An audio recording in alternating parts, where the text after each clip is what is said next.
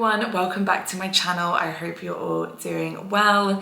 For anyone that doesn't know me, my name is Katie. I am a qualified therapist and I'm really passionate about all things mental health, wellness, personal development, therapy and TV as well, which kind of brings us to today's video. So I'm going to be doing another reaction vid. I really enjoy making these videos. It's quite a lot of fun for me to sit and watch clips and just give my authentic response. So I thought, why not? Let's do another one today. Today we're going to be reacting to the BBC drama Normal People, which I think is about 4 years old now. So it's not a recent TV show. It's a TV show that's based on a book by Sally Rooney. I've also read the book as well as watched the TV show. My memory's a bit hazy. I essentially remember that it's a love story. It's a complicated love story with lots of miscommunications and quite frustrating things that happen. I think we meet them as teenagers at school and we see them like over the years basically in terms of uni and as an adult as well. I remember it being really popular at the time. I certainly really enjoyed it. I think people are still a bit obsessed with Paul Mescal, which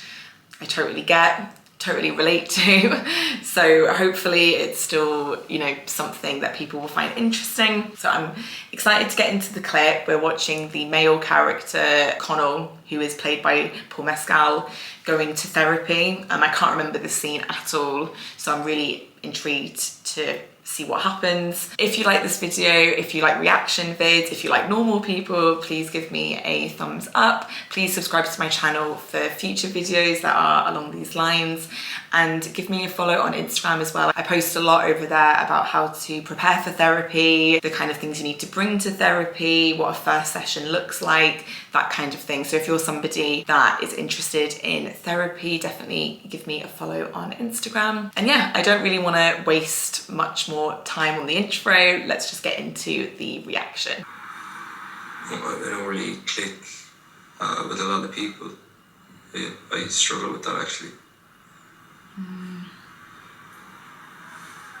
Do you think that's a new problem? Or is it familiar to you? It's familiar. I would say God bless him. in school I definitely felt that feeling of isolation or whatever. But I'm gonna pause it. I know it's really annoying. I'm so sorry. I will play the rest of the clip. But I just want to start off by saying what's really interesting is he is really opening up and you can tell how difficult it is for him. You can, like, he's not making eye contact with the therapist at all. His head is completely down. His eyes are completely down, but he's being really vulnerable. So in order to probably be vulnerable, he can't sort of look her in the eye I can't really see his full like body language, but I imagine it's quite hunched and yeah, I'm sure he's very nervous. I imagine this is stuff that he's never said to anyone before, and it's really heartbreaking. He's talking about connection. So obviously in therapy it is about connecting with your therapist as well, being seen and being heard and understood, and he's literally talking about how hard that is for him. So to me, I'm just already feeling his pain, even probably being in this therapy session, trying to connect, trying to feel understood by the therapist, who seems, you know, that she is completely providing that safe space for him. And this must be after school. This must be as an adult then, or perhaps at uni with a uni therapist, because he's talking about how he remembers having this feeling of disconnect at school, and perhaps it's kind of carried through to now. people seem to like me, everything like that. Here, I don't think that people like me that much. Oh, okay. Like with Rob, my friend, who I wouldn't say that we clicked on a very deep level or anything, but we were friends. I'm pausing again. I don't know who this Rob character is, so maybe I'll need to quickly have a look at what that connection is. But yeah, this is heartbreaking, and I'm sort of vaguely remembering now that he was like the cool kid at school. He's the good-looking one. He played in a sports team. I'm not even going to try and guess what sports team it was because I can't remember. This is something that I see a lot of, like kids that still feel quite lonely at school, but at the very least they're liked, and they fit in, they find school easy to survive because people just really like them. They don't really have a lot of drama, they get invited to everything, but there is still that lonely, disconnected feeling, like they don't, like deep down they know it's not really real. They're usually quite smart people, and Connell definitely strikes me as somebody who's really intelligent in lots of different ways, like socially intelligent, emotionally intelligent maybe. So he's conscious of that, and now he's really struggling because if this is uni, he's not really feeling that love anymore, or that respect, or that just, as he said, kind of being really liked. So to me, he's not even used this word, but to me he just seems incredibly lonely.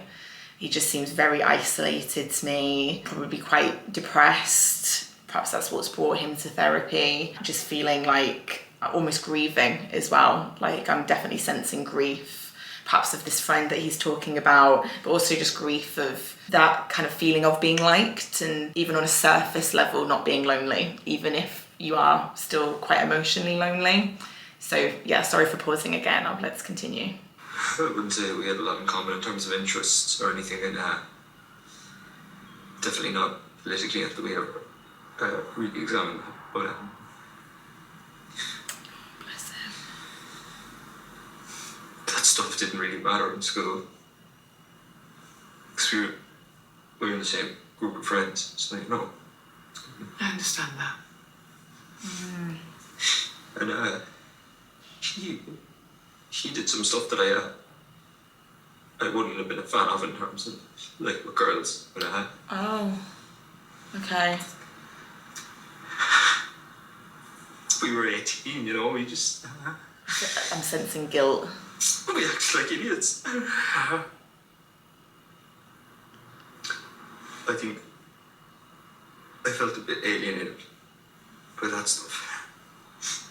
Yeah. And That's kind of what I was alluding to when I said about the loneliness. He's actually used a better word, which is he felt quite alienated at school because he didn't really relate to that behaviour. It sounds like his friends, particularly, again, this one friend that he's talking about, didn't do things that he really deep down agreed with, but he probably went along with it maybe, just kind of went with the crowd.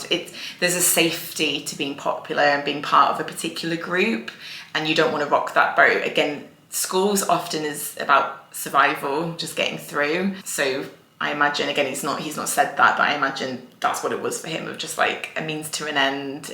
It's only a few years, and I have an easy life, I fit in. I mean, even though I don't agree or have loads in common with these people, it's the group that I'm a part of. But I'm sensing guilt now, and almost really like he's recognising how much he didn't relate to.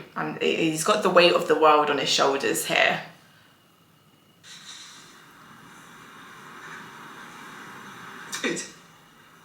I think I thought if I moved here, I'd feeling better. I thought I'd meet more like-minded people, but that just hasn't. Gosh.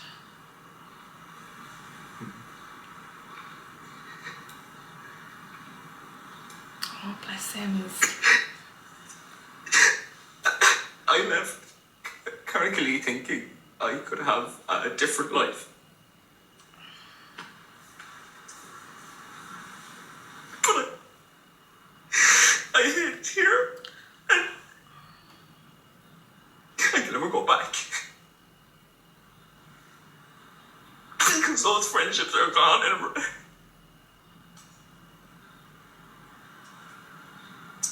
Rob is gone, and I can't see him again. Oh, I wonder if Rob's died. I can't get that life back. I'm sorry.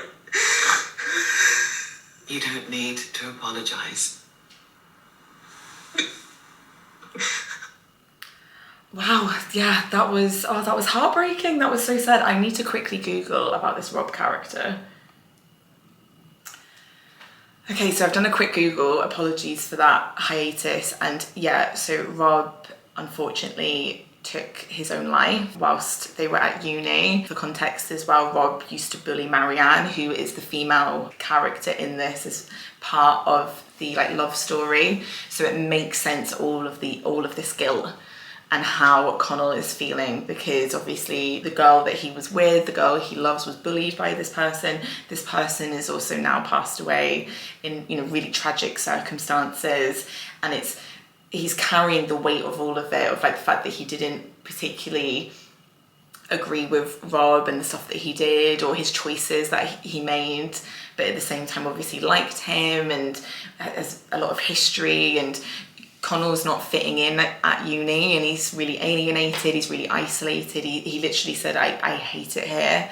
He clearly is incredibly alone and disconnected and suffering as well. You could really hear his pain then as he was talking to the therapist. Again, this is something that I think is really hard about when you leave your hometown and go to uni. There is this, I definitely had this myself. I can really relate to this from a personal perspective of like, okay, school is finally over. I get to start anew. I get to start afresh. I get to be my true self. I get to be whoever I want to be, make new friends, perhaps finally be popular, or just be with more like people that you have stuff in common with, as he said, more like-minded people. And sometimes that just doesn't happen. Sometimes then you end up missing school because, or not even missing school, but just thinking like, this is actually worse somehow. So like all that hope and expectation comes crumbling down. And then on top of that, he's quite literally grieving. He's grieving his old life that he has mixed feelings about anyway. So he's grieving that. He's also quite literally in a state of grief with his friend. I don't know if him and Marianne are together at this point. I'm gonna assume no. So he's probably grieving that relationship as well and feeling just incredibly lonely. I keep saying it, but male loneliness is such a common problem.